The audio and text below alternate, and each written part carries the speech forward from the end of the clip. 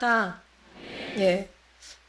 지난번 주일 이어서 나타날 징조 두 번째, 이제 세 번째까지 갈 거예요. 처음에 나타날 징조는 지난번에 우리가 여로보암, 르호보암에 대해서 얘기했잖아요. 하나님이 왕권 시대에 사울 왕, 그 다음에 다윗 왕, 그 다음에 솔로몬 왕, 이 세 왕.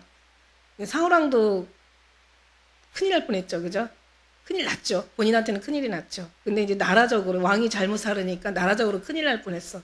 근데 다윗 왕이 이제 또 통치를 하고, 거기서 정말 다윗 왕도 좀 삐끗했죠. 그러나 하나님이 다윗 왕을 지켜주셨어요. 우리는 사실 지킴을, 우리가, 그러니까 온전한 사람은 없어.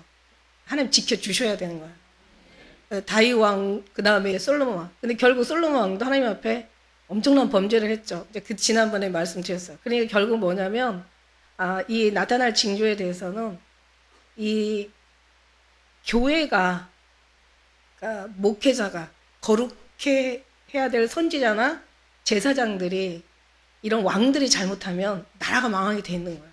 근데 사실은 왕보다는 오늘날 보면 목회자들, 이 정치하고 많은 또 정치인들이 있지만은 그들을 뭐라고 하기 전에 사실은 목회자들이 더 회개해야 돼. 어떤 사람이 그런 말 하더라고요. 목사가 죽어야 예수님이 사신다는 말. 그 말 정말 동감해. 소돔과 고모라 땅에 의인 10명만 있어도 하나님의 그 심판받을 그 소돔과 고모라를 죄악을 사해 주시겠다고 얘기해서 그들을 심판하지 않겠다고. 아담과 하와가 범죄하면서 이 땅에 저주가 임한 것처럼, 아니 아담과 하와가 잘못했는데 왜 이 세상에 땅이 저주를 받냐고요. 그러니까 결국 영이 잘 돼야 범사가 잘 된다는 말씀인 거잖아요. 영이 잘 서면 범사의 삶도 잘 된다는 거잖아.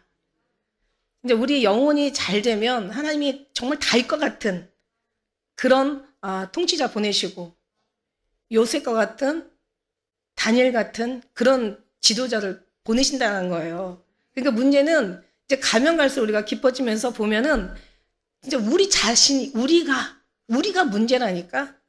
전쟁의 승리는 뭘 이기고 승리하고 이게 문제가 아니라 내 자신이 무너지지 않고 내 자신이 하나님 앞에 잘 견디는 거더라고요.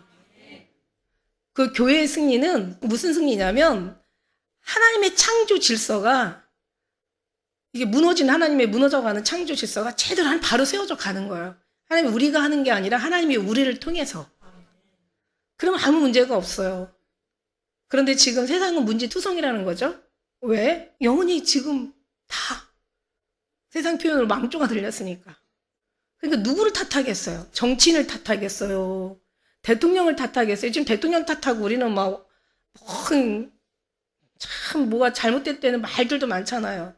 근데 가면 갈수록 누구를 탓할 게 아니라 우리 자신을 탓해야 돼. 의인 10명만 있어도 하나님 이성을 사해 주시겠다고. 이 재앙에서 건져 주시겠다고.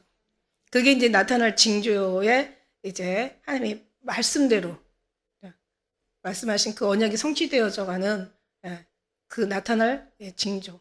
그러면서 주님의 약속들이 이행되지 아니하고 많은 사람들이 하나님을 거역하며 주님이 원하는 길로 간 것이 아니라 자기 원하는 길로 갔기 때문에 정말 지금은 어떻게 뭔가 우리가 잘 먹고 잘 사는 것 같아도 마음은 피폐해져 가고 막 사랑은 식어져 가고 사람은 삭해져 가고 어떤 경우도 양심도 윤리도 기본 어떤 그런 삶의 모든 아주 기본적인 것마저도 다 땅에 떨어져 가는 이런 시대를 바라보면서 우리는 누구를 탓할 게 아니라 우리 주님 앞에 바로 서지 못하는 우리 자신 스스로를 기도하고 주님과의 관계를 회복하신다면 또 그래도 그들에게 또 그들의 기도하는 그 범위 안에는 희망이 있는 줄 믿습니다. 이 나라가 정말 망할 수밖에 없는 상황에서도 망하지 않고 견디는 거는 그래도 지금도 그냥 울며불며 기도하는 사람이 있기 때문에 그런 거라고 말씀드렸잖아요. 기도하는 권사님들, 기도하는 집사님들, 기도하는 순수한 어떤 심령들, 기도하는 장로님들, 목사님들이 덜어 있기 때문에 그래도 이 나라가 지켜져 가고 있는 것이다. 그러니까 누구를 탓하지 말고 우리 자신 스스로를 돌아보면서 우리 하나님 앞에 힘들면 힘들수록, 어려우면 어려울수록 더 우리 자신을 돌아보는, 그래서 우리 자신 속에서 역사하시는 그 하나님을 보는 우리 모두가 되어야 될 줄 믿습니다. 나타날 징조는 그 망함이 결국은 영혼의 망함이 육신의 망함으로 이어지는, 육신의 바로섬이, 영혼의 바로섬이 육신에 나아가서 나라가, 온 세계가 바로서는 이제 나타날 징조였고, 두 번째 저기 나타날 징조는 오늘 마태복음 24장 말씀을 오늘 폈습니다. 1절부터 이제 우리 14절까지. 이 24절 말씀이 다 마지막에 관련된 징조 나타나는 그 현상들이거든요. 이 말씀. 그리고 이제 세 번째 다음 주에 있을 그 나타날 징조는, 이제 뉴스처럼 시대를 바라보면서, 이전 있던 일이 후에 다시 있겠고, 이전 한 일을 후에 다시 할지라. 이렇게 말씀하셨잖아요. 그러니까 모든 삶은 다 돌고 도거든. 지구가 돌듯이 우리의 모든 삶은 다 돌고 돌아요. 그래서 과거였던 삶과 현재의 삶과 미래의 삶을 비춰서 이제 어떻게 우리가 바라보는, 들리는 그런 또 것들을 비유로 해가지고 또 말씀드리려고 합니다. 오늘 두 번째 말씀은 오늘 24장에서 말씀하신 말씀대로 예수님께서 성전에서 나와서 가실 때 제자들이 성전 건물을 가리켜 보이려고 나오니, 성전 건물들을 가리키면서 그러면서 이제 나오는 거야. 그러면서 2절에 보니까 대답하되 너희가 이 모든 것을 보지 못하느냐?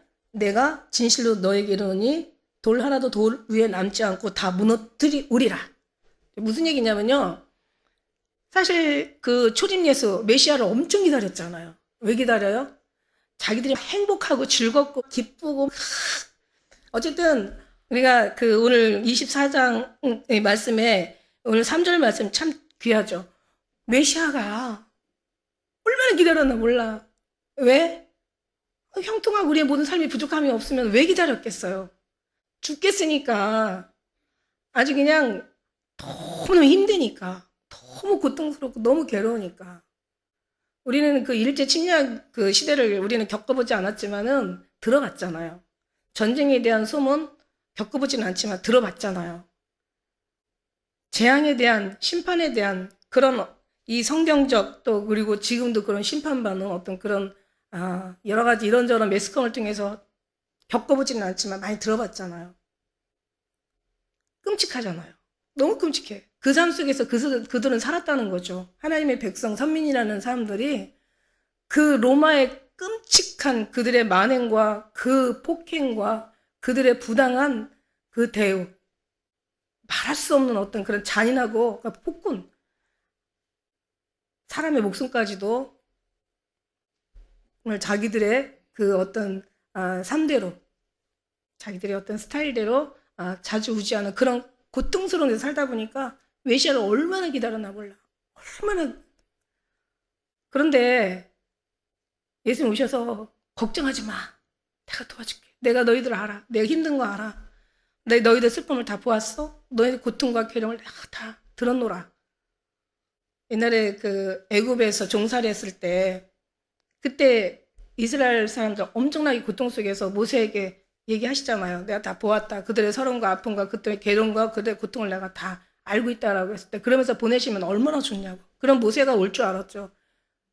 구원할, 그 고통에서 건져줄. 그리고 기다렸는데 오신 예수님이 하신다는 말씀이, 자, 너네 이거 다 봐? 돌 하나도 돌 위에 남지 않고 다 무너뜨려. 앞으로 그렇게 된다는 거예요. 아니, 기대를 바닥하고 있는 사람한테 그렇게 얘기를 하시면 그럼 이스라엘 사람은 뭐라고 듣겠어요? 저것들은 다 무너뜨리고 우리는 살릴 거야. 이렇게 듣지 않겠어요? 왜냐하면 메시아는 우리 편이니까. 다 자기식대로 듣거든요. 만일에 우리가 예레미야가 그래서 굉장히 많이 고통스럽고 핍박을 많이 당한 거예요. 그 유다인들한테 바벨론에게 항복하라는 얘기예요. 바벨론이 원하는 걸 따라가라는 얘기야. 그럼 지금 내가 만일에 그냥 하나님이 다 하셔. 죽든 살든 뭐 전쟁이 나든 공산화가 되든 다 주님의 뜻이야. 막 이렇게 얘기해봐봐. 그럼 저를 뭐라고 얘기하겠어요? 보습 받으러 저한테? 다 막 죽이려고 하겠지. 저 미친 거 아니냐고. 근데 제가 이거 얘기한 말보다 주님이 얘기한 건 더 끔찍한 얘기예요. 돌 하나도 돌 외에 남지 않고, 아니 지금 주님을 정말 목숨을 다해 기다리고 바라고 고대하고 그래서 그분을 만났는데, 그분이 걱정하지 마, 내가 너 살려줄 거야, 염려하지 마, 내가 너희들 다 구원해 줄 거야, 이렇게 얘기하셔야 되는데 돌 하나도 돌 위에 남지 않고 다 무너뜨려 버린대. 그럴 때 이 사람들은 어떻게 생각했냐면, 야 그래, 저 로마인들은 다 무너뜨리고 우리 유대인들은 살려줄 거야, 이렇게 생각을 했는데, 역사서를 보니까 이건 뭐 차라리 로마한테 식민지의 삶을 살았던 게 나은 거야. 알잖아요. 우리가 역사를 보면은요, AD 70년 때 완전히 이스라엘이 멸망해가지고 그때부터 이제 디아스포라 생기잖아. 완전히 그냥 유대인들이 그야말로 다 흩어져 버린 거예요. 그리고 여러분 알다시피 2000년 동안 나라 없이 떠돌아다녔다니까. 어떻게 보면 차라리 나라 안에서 로마한테 뭐 욕을 먹더라도 저렇게 떠돌아다니면서 아주 사람 같지 않은 사람, 인간을 어떤 표적으로 삼아서 독일인들이 완전히 그냥 총을 쏘잖아요. 관역으로, 사람을 관역으로. 자, 거기 이제 표시가 돼 있었죠. 유대인들한테는 표시가 돼 있었어. 그 별 표시. 이 안장들 하나씩 지어줬잖아. 그럼 그는 유대인이야. 그거 띄면 안 돼. 그건 죽음이야. 근데 그러면 이제 그 표적을 골라가지고 이제 총 쏘는 그 관역에다 총을 맞추는 연습을 할 정도로, 어느 영화에 보니까 정말 이거는, 아니 그런 삶을 산다고 생각해봐요. 하루가 편하고 순간인들 우리가 견디겠냐고요. 그러니까 주님이 그렇게 하셨어요. 너무 무섭고 끔찍하죠. 그러면서 2000년을 그렇게 나라 없이 떠돌아다녔다는 거는, 이거는 20년도 아니고 200년도 아니고 2000년. 그러다가 이제 1945년 5월 14일인가요? 독립했잖아요, 이스라엘. 그것도 현재 지금 팔레스타인 그 땅에다가, 현재 그 현지인들이 살고 있는 거기다가 이스라엘이 조그만 나라 하나 영국에서 허락해가지고 거기 가서 사는 거야. 그래서 거기 가서 이제 완전히 그냥 뭐 피난민처럼 눈치 보면서 이 사람들 살펴가면서 진짜 숨 죽여가면서 살아야 되는데, 이분들이 대단한 거죠. 이스라엘 사람들이 보통 대단한 사람이 아니에요. 제가 이스라엘의 그 이제 그들의 관련된 걸 제가 찾아봤어요. 도대체 지금 현재 우리가 중요한 게 뭐냐면, 우리 중동 전쟁을 우리는 주목해서 봐야 돼요. 왜냐하면 3차 대전은 저기서부터 일어나거든요. 우리가 왜 지난번에 그 에스겔 38장 얘기했잖아요. 예. 그러면서 지금 현재 이란이 계속 이스라엘을 계속 건드니까. 근데 이스라엘은 보복을 해도 그냥 보복하는 게 아니라, 우리 지금 가자지구에다 지금 그 이스라엘이 폭격하는 거 보면은 이 사람들은 정말 10배가 아니라 막 진짜 100배로 자기들의 한이 풀릴 때까지, 아니 1200명을 죽여버렸으니, 이 사람들이 한 명을 죽여도 가가지고 수십 명을 죽이고는 사람인데 1200명을 죽였으니 누가 볼 때는 굉장히 심각한 거죠. 저 총리가, 이스라엘 총리가 저 인간도 아니고 완전히 괴물이라고 얘기할 수 있겠지만 그들의 스타일이에요, 원래 이스라엘 사람들이. 보복하는 나라. 그러면서 이제 나중에는 그 하마스를 자극한 게 이란이라고 얘기하잖아. 그걸 알아. 그래서 너네들하고 싸우고 싶지 않아. 설마 그렇지 않았을 거야. 그런데 결국은 이란이 이제 계속 이스라엘을 건드니까 이스라엘이 지금 현재 거기다가 폭격을 했다 그래요. 어디다가 폭격했는지. 이제 뭔가 저기서 시작되면은 그냥 정말 중동 5차 전쟁으로 끝날지 아니면 3차 전쟁이 일어날지 모르겠어요. 근데 이게 되게 중요하다는 얘기죠, 이게. 엄청 중요해서 우리는 거기를 지금 주목하고 있거든요. 근데 이스라엘 도대체 뭔데? 이란도 대단한 나라잖아요. 이스라엘 뭔데? 이스라엘이 도대체 어떻게, 얼마나 용기가 있으면, 뭔가 뒷배가 있어야 그렇게 하지. 그냥 무작정 계산 없이 하는 사람들은 아닐 거 아니에요, 그죠? 근데 그래서 제가 이제 봤어요. 우리가 대충 알고 있는 소식이기도 하지만은, 보니까요, 세계를 움직이는 건 이 미국인데, 미국을 움직이는 건 유대인이래. 미국의 유대인들의 650만 명, 말하자면 그 미국을 움직이는 유대인들의 수가 650만 명, 2.6%라는 거예요. 미국의 수의 2.6%면 엄청난 거거든요. 정치, 경제, 문화, 언론, 유명한 대학교, 금융, 뭐 증권, 은행, 모든 것. 엄청 많은 최고의 어떤 그런 권력, 군사, 그 다음에 모든 어떤 원유, 철도, 핵무기, 모든 개발. 세계를 완전히 움직이는 것이 유대인이라는 거예요.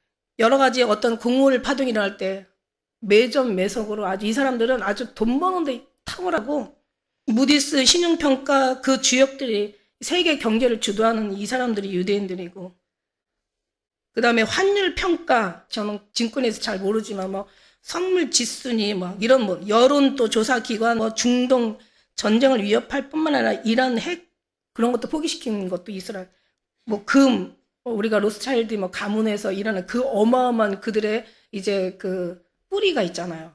세상을 쥐락펴락한, 어떻게 보면은 신세계 질서의 그 최고의 뭐 일루미나티니 뭐 프리메이슨이 거기에 최고의 그 상부 조직, 그러니까 최고의 기관이 움직이는 그 모든 권력자들이 아마 거기에 다 이제 그 사람들이라는 거죠.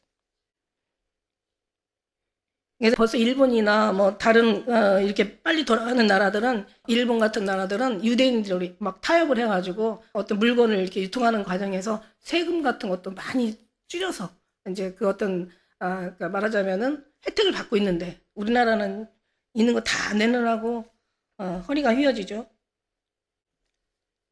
유대 권력은 곧 미국의 권력이고, 미국의 권력은 유대의 권력이고, 뭐 FBI나 CIA, 상원, 하원, 또 그뿐만 아니라 이제 정치뿐만 아니라 광고 쪽, 금융 쪽, 연방 비밀 관리 기관, 그다음에 하다못해 그 뭐 스타벅스처럼 그런 거, 뭐 이런 대형 백화점, 포스코, 하다못해 청바지도 이 사람들에서 나온 거래요. 거기서부터 화장품 유명 브랜드가 다 여기서 나오고, 이 모든 이들은 돌아다니는 하나의, 이스라엘 사람들 돌아다니는 하나의 사람이 아니라 하나의 나라가 돌아다니는 거예요. 모든 어떤 그 돈 될 만한 권력인 정치적인 권력이나 군사적인 권력이나 그 다음에 모든 힘이 될 만한 건 다 이 사람들이 석권하고 있는 거예요. 심지어는요, 저 깜짝 놀랐어요. 우리 그 헐리우드 영화배우 있잖아요. 영화배우가 유대인이 그렇게 많대요. 우리가 유명한 옛날에 그 유명했던 거 일일이 뭐 다 그 엄청난, 우리가 얘기만 들어도 다 아는 마릴린 몬로부터 해가지고 뭐 엘자베스 테일러 뭐 옛날에 막 그 많잖아요. 그 사람들이 다 유대인이래요. 그래가지고 뭐 광고 쪽이나 그 사람들이 다 홍보하면서 아주 유대인들이 엄청나게, 그것도 제가 처음 알은 사실이야. 그리고 그들은 권력을 승계하고 모든 그 권력의 모든 그 길목에서 다 상부상조하고, 그러니까 나라가 나라를 지켜주는 거죠. 개인이 개인을 지켜주는 거고, 그리고 그들은 완전히 조직적으로 너무너무 이게 누가 틈을 탈 수 없을 정도로 이게 너무 완벽해가지고, 우리는요, 누가 그러더라, 우리나라는 개인 한 사람 한 사람은 굉장히 지혜롭고 똑똑하고 괜찮대요. 근데 우리나라는 모이면은요, 자기 살을 자기가 자기를 막 해하는 거야. 서로가 도와주고 상부상조해서 뭔가 공동체가 돼가지고 하나가 돼서 힘을 키우는 게 아니라 서로 막 물고 뜯고, 하다못해 뭐 하나를 놓고 예를 들어서 어느 사업체에 가서 그 사업에 뭔가를 따낸다고 생각을 해봐. 거기에 어떤 뭔가 행사를, 뭔가 큰 어떤 일을 추진하는 데 있어서 그 사업을 딸 때도 서로가 서로를 밀어주면서 자기들끼리 더 서로 공동체가 협력하면서 그냥 서로가 도와주면, 왜냐면 나라를 위한 거거든요. 이건 개인이 아니라.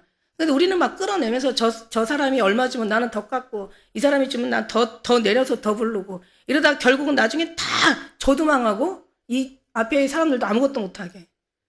이게 정말 안 된 거야. 이게 너무 안 되고 너무 안타까운 거예요.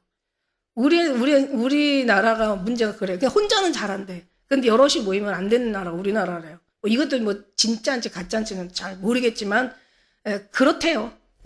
현장에 특별히 외국에 가서 일하는 사람들의 얘기 들어보면은 뭐 틀린 말 같지는 않아. 근데 이 사람들은 반대인 거야. 다 같이 서로가 도와주고. 왜냐면 내가 안 되면 너가 잘 돼야 돼. 너가 잘 돼야 나라가 해. 너는 잘 되면 나라를 기억해. 아니야, 네가 해. 네가 잘 되면 너가 더 나라를 기억할 만한 사람이야. 아니야, 네가 더 힘 있는 것 같아. 차라리 네가 맡아. 그래가지고 더 우리 나라가 더. 이런 식으로 그 사람들은 완전 이게 네트워크가 그냥 완벽하게 짜져 있다는 그런 얘기 항상 들어요. 그러니까 이렇게 세계를 제패하고 세계를 움직일 만한 그런 나라가 되네. 현재 전쟁 중인 지금 이스라엘, 이제 이란하고도 좀 어떻게 될지 모르는데, 이미 벌써 그 가자지구하고 벌써 전쟁이 왔다 갔다 하고 이미 그쪽에서부터 하마스부터 침략받고 막 그런 어떤 안 좋은 소식 듣고 이스라엘에서 가만히 있지 않겠다. 그래가지고 막 이제 아주 지구상에서 가자지구라는 아예 그 지역을 아주 없애버리겠다라고 하고 그렇게 난리를 칠 때 이미 이스라엘 국민들이 거의 다 집결된 상태라. 미국의 상원 의원이 10명이고 하원 의원이 30명이고 정부 인사가 12명, 연방 대법관들 30%가 다 유대인이라는 거야. 대기업 CEO 최고의 모든 권력자들이 이들이고 잡지, 언론, TV 방송, 정규 지상파 방송, 주요 언론, 그 다음에 모든 명문대 총장, 교수진들이 거의 유명한 40%가 유대인이라는 거예요. 로펌 변호사 40%, 유명한 헐리우드 영화배우 거의 다 유대인 석권하고 있고 다국적군 기업 운영 노벨상 수상을 하는데 이게 물리학, 의학, 경제학, 과학 분야에서 이게 순수한 개인만 노벨상을 810명이 받았다는 거죠. 코로나 이전까지 유대인들을 아주 불가사의한 존재들이라는 거죠. 그들이 무슨 뭔가 힘이 있고 뭔가가 그들의 생각이 있으니까 자기보다 훨씬 그러니까 우리가 눈으로 봤을 때 큰 나라지 그 땅으로 봤을 때 엄청 큰 거죠. 한번 보세요. 그 이란이 원래 옛날에 페르시아잖아. 페르시아가 지금 이란인데 그 이란의 그 땅덩어리하고 한번 이스라엘 땅하고 한번 보세요. 이스라엘 땅은 둘레가 1600 스타디움. 그러니까 우리나라 그 키로로 따지면은 우리는 키로로 재잖아요. 400km. 그러니까 이스라엘 둘레가 400km야. 그러니까 400km면 어디냐면은 판교에서 부산 톨게이트까지. 둘레가 그래요. 그러니까 얼마나 조그마해. 근데 이란 뭐 이라크, 사우디 거기 뭐 보세요. 터키 엄청나잖아요. 그 어마어마한 나라가 이스라엘 꼼짝 못하는 거야. 이스라엘 건드렸다면 난리도 아니야. 그 외에도 여러 가지 미국의 대통령을 탄생시키는 게 거의 프리메이슨. 이미 그거는 이건 비밀도 아니잖아요. 그러니까 할만하니까 그 전쟁도 치르고 큰 소리도 치고 그러는 것 같아요. 근데 이런 일들이 앞으로 이제 그런 징조. 그러니까 우리가 지금 바라봐야 될, 기도해야 될, 물론 주님이 하시지만, 그러나 기도를 통해서 또 주님이 하시기도 하시지만, 우리가 많이 기도하고 신경 써야 될, 또 더 많이 우리가 그냥 미련하면 안 되잖아요. 하나님 마지막 때 지혜로우라고 했잖아. 그러니까 지혜로우라고 했으니까 우리는 지혜롭게 우리가 본다면은 성경 말씀대로 오늘 말씀처럼 앞으로 하나님이 어떻게 하실지를 우리는 한번 봐야 돼요. 오늘 말씀 속에서 보면은 정말 이렇게 말씀하시는 주님이 너무 야속하긴 하고 이 사람들은 아마 그때 당시에는 그렇게 생각하지 않았을 거야. 도리에 돌 안에 하나도 남지 않고 다 무너뜨린다고 했을 때, 그럴 때 사람들은 그래 맞아 하나님이 저들은 무너뜨리고 우리는 살려주실 거야 라고 했는데 AD 70년에 보니까 완전 이스라엘이 멸망하잖아요. 로마의 디도 장군에 의해서 완전히 그 마사다 요새 우리 이스라엘 마사다 요새도 가봤거든요. 그 마사다 요새 거기도 이스라엘들이 다 포진해가지고 다 정말 죽고 그런 것들을 보면서 심판하는 그런 어떤 모습들을 보면서 우리는 주님이 오셔서 그냥 걱정하지 마. 내가 너 살려줄게 도와줄게 막 이러면 얼마나 좋겠어요. 안 도와주시는 분이 아니세요. 도와주시긴 하세요. 근데 진짜 도와주시는 건 주님의 의도는 어디에 있냐면 도와주시는 의도도 어디에 있냐면 우리 마음이 천국을 바라보기 위한 거야. 예수님이 이때 당시 계속 하신 말씀이었거든요. 유대인들에게 한 말씀이 내 나라는 이 땅에 있지 않고 저 위에 있다. 항상 그 말씀 하시는 거야. 우리는 그래도 어느 정도 살아서 괜찮아. 우리 자녀들은 어떻게 할 거냐고. 자녀들한테 뭐를 가르쳐야 돼요? 우리의 소원은 통일을 가르쳐야 돼? 우리의 소원은 주님과 통일이야. 하나님과 화평을 누리자. 하나님 깊이 생각하라. 그러니까 우리가 계속 그러면 주님 안에 들어가면 주님이 하늘에서도 영원한 삶을 살고 이 땅에서도 분별 있는 삶을 살고 이 땅에서도 하늘을 나라 영원한 나라 가기 위해서 이 땅에서도 우리가 잘 그 나라 가기 위한 준비된 삶을 살게 하신다는 거죠. 이게 정말 중요해. 정말 중요해. 이게 최고로 중요한 거예요. 그래서 여기 우리 24장에 보면은 말씀 다 나와 있어요. 예수께서 대답하여 이르시되 너희가 사람의 미혹을 받지 않도록 주의하라. 마지막 때 어떤 징조가 일어나느냐? 예수님 얘기하시잖아. 언제 이 나라 회복해 주실 것입니까? 그리고 제자들이 또 사람들이 막 따라다니잖아요. 그랬더니 주님은 항상 거기에 대한 얘기를 안 하시고 아까 이런 얘기를 하시거나 다 무너뜨린다는 얘기를 하시거나 그러면서 주님은 동문서답하시는 거야. 언제 회복해 주실 겁니까? 여기 말씀하신 대로 그 징조가 무슨 징조가 있을 것입니까? 그러고 계속 이들이 종용이 물어봐요. 근데 예수님께서는 미혹받지 않도록 조심해 그래. 그건 이들이 원하는 해답이 아니거든요. 근데 주님이 원하는 건 미혹당하지 않는 걸 원하는 거야. 그러니까 미혹당하지 않는다는 것은 뭐냐면 하나님에 대해서 분명한 뜻을 알고 하나님의 계획과 섭리를 알고 하나님의 추구하시는 그 은혜를 안다면은 절대 미혹당할 일이 없어요. 누가 그러더라고. 100달러짜리를 이게 위조인지 진품인지 이걸 확인하는 그 전문가가 있을 거 아니야? 그럼 이 사람은 뭐를 연구하냐면 진짜를 연구하는 거야. 진짜를 연구하다 보면 가짜가 어디가 틀려있는지 보인다는 거죠. 우리도 마찬가지예요. 진짜를 연구하면 진짜를 알고 나면 가짜가 어디가 틀려있는지 안다는 거지. 진짜도 모르는데 가짜가 어디가 틀렸는지 어떻게 알겠어.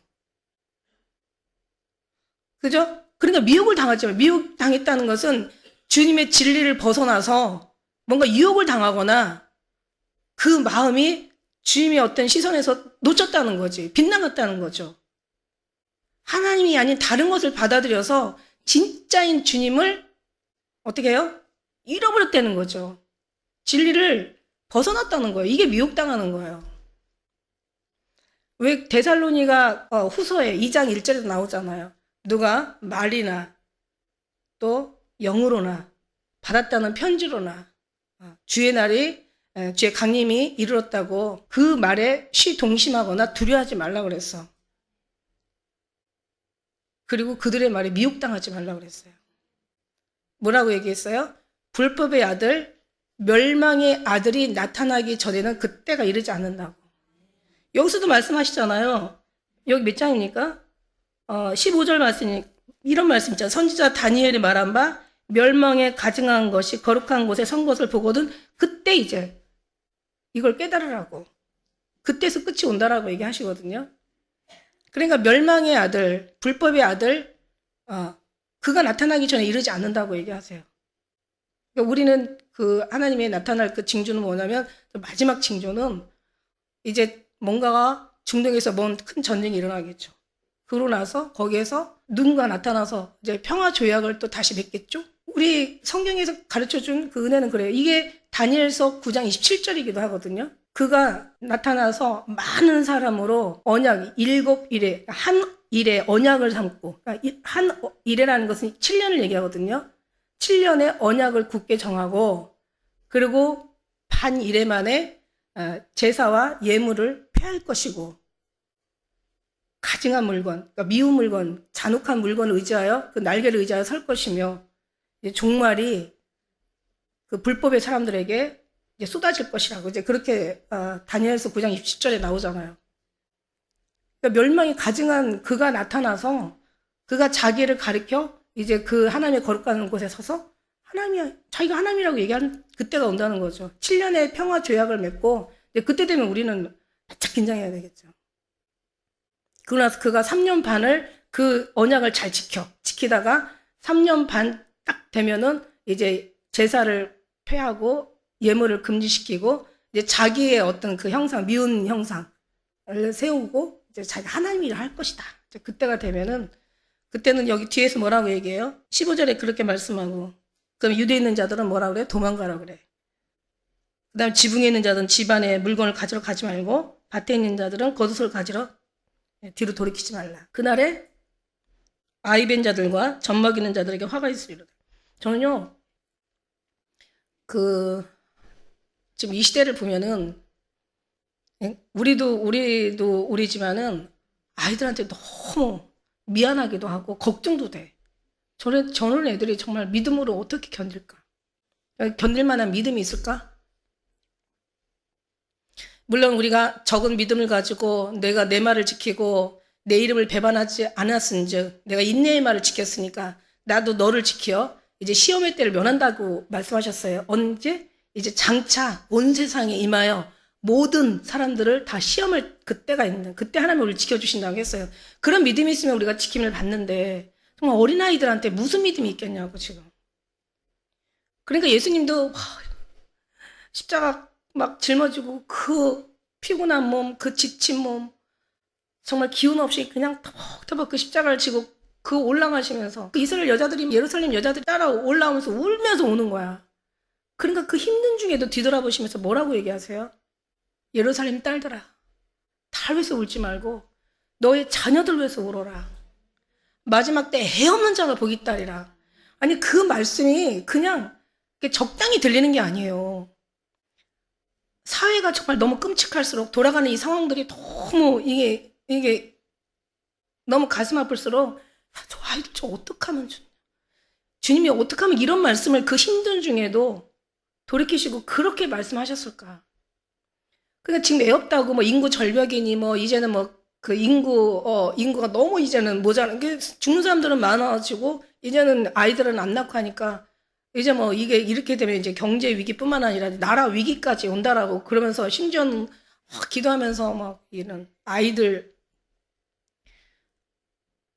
빨리 결혼해서 아이들 많이 낳으라고 막 이런 얘기들 하고 어쩌라고 저는 그거 정말 저는 별로 못마땅해요. 왜? 아니 성경이 나와 있잖아. 마지막 때 애 없는 자가 복 있다고. 말씀대로 아니 누가 이거를 자 지금부터 애 낳지 맙시다라고 지금 그래서 애 안 낳는 거예요? 그거 아니잖아요. 지금 살아가는 삶이 지금 그렇게 그쪽으로 흘러가고 있어. 그러니까 지금 날 수가 없는 거야. 이렇게 만드신 이도 저는 주님이라고 생각을 하거든요. 그러니까 이게 너무 전 세계적으로 자연스럽게 애들이 저기 그 무슬림 뭐 그쪽 이단들 빼놓고는 정말 자연스럽게 지금 아이들이 지금 수가 적고 애기들 보기가 어렵고 힘든 거예요. 교회에서도 뭐 아이들이 막 없어지고 사라지고 있다 뭐 이런 얘기 하잖아요. 안 나니까. 가만히 보면은 어떤 마음이 생기냐면 다 주님이 하시는구나. 이것도 하나의 나타날 징조라는 거지. 아이가 없는 것도 이것도 주님이 약속하신 말씀이 그 언약이 성취되고 있다라는 얘기예요. 과연 기도한다고 될까? 저는 글쎄요. 그럼 그거 놓고 기도하고 싶진 않아. 심지어는요, 지금 우리나라가 마약이요. 그게 지금 옛날에는 청정 국가였는데 이제 지금 그 국가가 아니래요. 지금 마약이 엄청 심각하고 전에 뉴스 보니까 트럭 운전하는 사람들 어떻게 트럭 운전하면서 마약을 할 수가 있지? 어느 뭐 할 수 있는 수위에서 투여를 하나 보죠? 10명이 한 사람이 마약을 한다는 거야. 졸릴까봐. 근데 그거 카페인보다 훨씬 더 강하니까 졸리지가 않나 봐요. 그래서 트럭 운전사들이 10명 중에 한 사람이 하고. 심지어는 지금 이제 어느 서울인가 어느에서 아이들 상대로 해가지고 이제 음료수를 뭔가를 판매하려고 그 음료수를 소개를 하는데 그 음료수 안에다가 마약을 넣은 거예요. 그리고 지금 과자를 만들어도요, 사탕을 만들어도 그 안에다 마약을 좀 집어넣는데요. 그게 뉴스에 나왔잖아요. 그러니까 이게 가면 갈수록 이게 다 나타날 마지막 징조야. 여러분 알다시피 아주 가면 갈수록 심각하죠. 그래서 복음이 또 세계 땅끝까지 이르겠다고 이제 얘기하신 거죠. 복음이 세계 땅끝까지 이르. 오늘 보니까 미혹받지 않고 그 다음에 이제 난리 소문을 듣겠지만 삼가 두려워하지 말라. 이런 일이 있어야 돼. 이게 뭐래요? 끝은 아직 아니래. 그러니까는 과거에 있는 일이 현재 다시 있겠고 이제 있을 일이 후에 다시 있을 것이라. 과거 한 것을 지금 다시 하고 지금 하는 일을 또 후에 다시 할 것이라. 그러니까 계속 이 모든 세계, 지구, 우리의 삶은 돌고 도는 거죠. 그러니까 이런 일이 계속 일어나요. 지진도, 화산 폭발도, 여러 가지 또 이런 기후 재앙도, 또 어떤 전쟁도, 기근도, 난리와 난리, 그러니까 소문, 여러 가지 다 일어나지만 이제는 이거는 이제 시작이고 나중에 이게 더 깊어지고 더 커지고 강도가 더 많아지고 하다 보면 이게 이제 어떻게 되냐면 있었던 일들이 이제 조금 일어나는 게 아니라 이제 요즘은 몇 명 죽는다고 하면은 요즘 뭐 그냥 그래요. 뭐 몇백 명, 몇천 명, 몇만 명, 몇십만 명 죽어가는 거죠. 그리고 지진도 갈수록 우리가 계시록에 보면은 그 인재양, 나팔재앙, 대접재앙 가는 거 보면은 이게 빈도가 굉장히 커져요. 그래서 대접재앙에서 보면은 다 그 앞에 수식어가 붙어. 큰 우박, 큰 바람, 큰 지진, 큰 화산 폭발, 아주 큰 해성 충돌, 그 크다는 게 계속 붙어요. 그러니까 거기서 큰 건 엄청 큰 거죠. 그런 일들이 계속 일어나는 거죠. 심각하게. 근데 나중에는 어느 정도 되냐면 사람이 견딜 수 없을 정도로 이제는 믿지 않는 사람들조차도 야, 이게 끝인가 보다. 그러니까 죽음에 대한, 그러니까 삶에 대한, 생명에 대한 위협을 엄청 받는 거죠. 많은 사람들이. 이런 일들이 계속 일어날 거라는, 이 재난의 시작이라는 것은 해산의 고통이라고 얘기했잖아요. 원어에서 보면은 해산의 고통이라는 것은 처음에는 약해. 그리고 이런 주기도 느려. 그런데 이제 이게 해산한 애가 가까이 되면은 막 완전히 고통도 너무 심하고 주기도 짧아지는 거지. 그러니까 몇 시간 주기가 이제 1시간, 이제 30분, 20분, 10분 이러면서 그냥 계속 이제 진통이 멎지 않고 그러면 이제 끝나는 거죠. 우리가 그거를 징조로 보라는 얘기예요.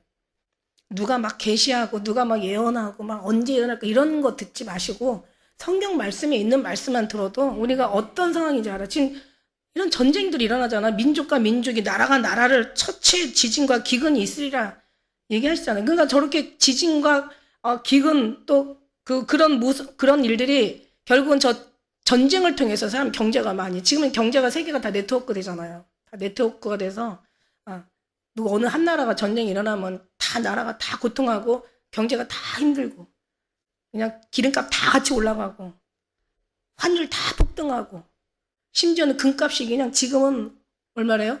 한 돈에 뭐 50만 원이래요. 옛날에 6만 원, 우리 어렸을 때 7만 원, 8만 원, 지금 50만 원. 물론 화폐 가치가 올라갔지만 이건 지금 금은 좀 심각하게 지금 금이 올라갈 때는 언제 올라가냐면 전쟁 때 올라가거든요. 그러니까 뭔가가 지금 우리는 모르지만 있어.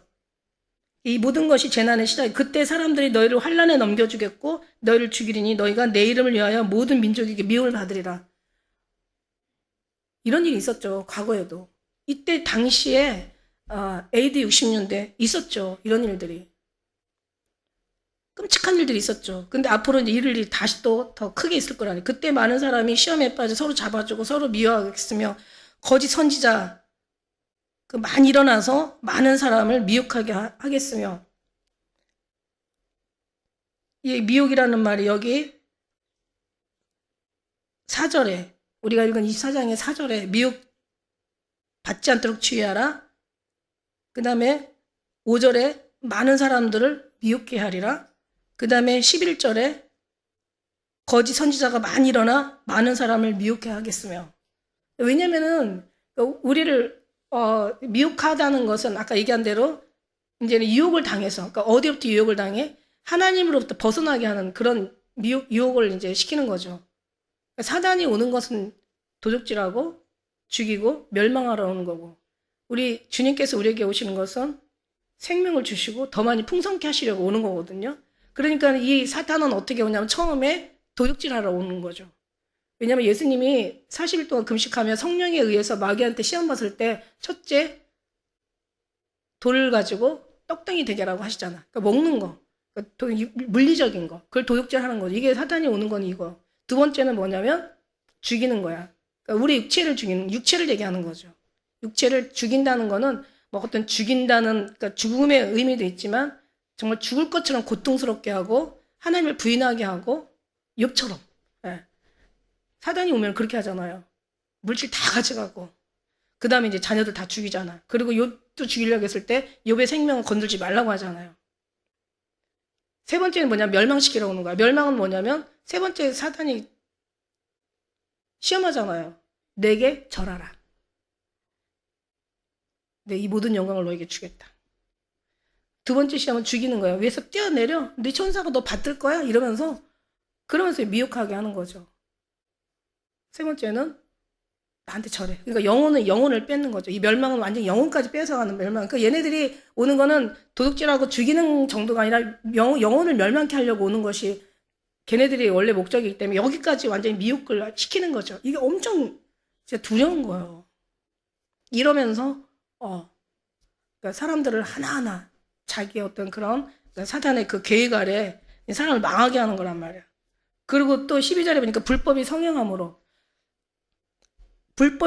많은 사람이 사랑이 식어진대요. 지금 사랑이 진짜 없잖아요. 저는 깜짝 놀란 게 어떤 교수가 나와서 유튜브에 잠깐 보여주는 그런 코너가 있는데 그 사람이 뭐라고 얘기하냐면은 부모는 자식을 선택했기 때문에 부모가 원해서 자식을 선택해서 낳기 때문에 부모는 자식을 책임져야 된대.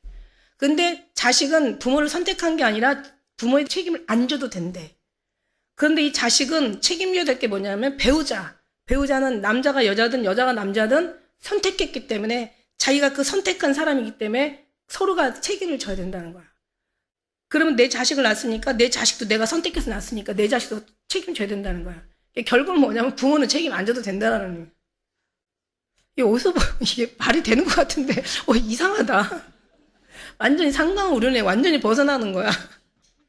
옛날에는 배고파가지고 진짜 뭐 그런 좀 끔찍한 말이긴 하지만 물론 이런 말이 11개도 있어요. 사마리아가 아람 군대에 쌓여서 완전히 기근이 들었을 때 자식을 삶아먹는 그런 기록도 있고 예레미야 애가에도 나와 있잖아요. 그런 일도 있는 것처럼 옛날에 부모가 정말 먹을 게 없어가지고 죽게 생기면 자식을 삶아줬대. 나 그것도 말이 안 되는 거. 그것도 좀 말은 안 되지만 그 정도의 어떤 그런 예를 들어가지고 부모를 공경했거든요. 근데 그것도 좀 아니긴 하죠. 말이 돼요. 왜냐면 근데 그게 왜 그러냐면 자식은 또 나도 자식이지만 부모는 한 분밖에 없다라고 그래서 그렇게 했대요. 나도 그거는 동의하진 않아요. 근데 어쨌든 그런 동방예의식으로 아니 부모는 신경 안 써도 된대요 이제. 선택은 부모가 자식했기 때문에 부모가 자식만 신경 쓰고 잘해주면 되고 이런 식으로 논리가 돼버리니까 심지어는요 부모님이 가셔도 별로 그냥 이제는 MZ세대가 더 들어가면 무슨 세대가 또 나온대잖아. 그럼 그때 가서는 이건 정말 어떻게 생각해야 될지 상상이 안 가는 거예요. 그러니까 그렇게 사랑이 식어지는 거예요. 그리고 요즘들은 지나가는 할머니 확 쓰러져가지고 그 할머니를 막 부축해가지고 그 다음에 보따리 주워가지고 그리고 할머니가 원하는 데까지 간 거야. 그 이제 사람들이 다 봤겠죠. 착하다 이래야 되는 거잖아. 딱 갔는데 할머니가 보따리 200만 원이 없어졌대. 그러니까 누구야? 이 사람이 넘어졌을 때 나를 부축해서 여기까지 왔으니까 이제 그 사람이 이제 범인의 그 안에 들어가 있는 거야. 그러니까 얼마나 그거 어떻게 되는 줄 알아요? 그거 물어줘야 되는 거예요. 물어줘야 돼. 그리고 은행에다가 어떤 사람이 지갑을 놓고 그러고 갔대요. 그게 고의적이었던 거야.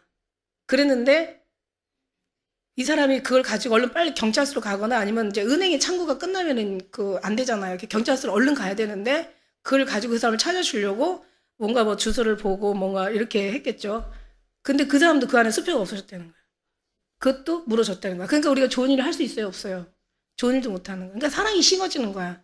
이상한 법들이 만들어지고 생각할 수 없는 인간 기본 원리, 도덕, 상식, 인간의 어떤 그런 기본 윤리를 벗어나서 지금은 이제는 어떻게 예측할 수 없는 일들이 막 난무하니까 이제는 누굴 도와줄 수도 없고 부추길 수도 없고 차를 태워줬는데 가서 차를 막 우리는 또 막 걸어가는 사람들 너무 안 됐으니까 그러니까 이제 멀리 가면은 또 어디까지 가시냐고 차도 태워주고 이러잖아.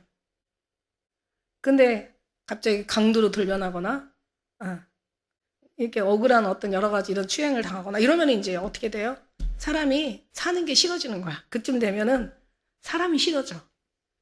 그래서 요즘은 사람이 싫어지다 보니까 혼술, 혼자 술 먹고, 혼밥, 혼자 밥 먹고, 혼행, 혼자 여행하고, 혼자 사는 거야.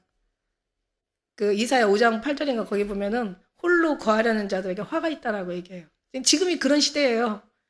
그러니까 뭐든지 조심해야 돼. 뭐든지 신경 써야 되고 좋은 일을 할수록 더 조심해야 되고 물론 나쁜 일은 하면 안 되지만 그런 시대가 그러니까 불법이 성행하니까 사랑이 식어져 버린 거야. 그러니까 사람이 싫어. 그렇게 한번 몇 번 당하고 나면 아주 사람이 싫고 그냥 이게 사는 게 싫은 거야. 이게 마음 약하고 이게 심지가 굳지 못한 사람들은 그래서 세상을 포기하고 막 이러는 거예요. 그런 거 보면은 참 안타깝죠. 그러나 끝까지 견디는 자가 어떻게 해요? 구원을 받는다. 그래도 우리가 믿음으로 끝까지 견뎌야 되는 거죠.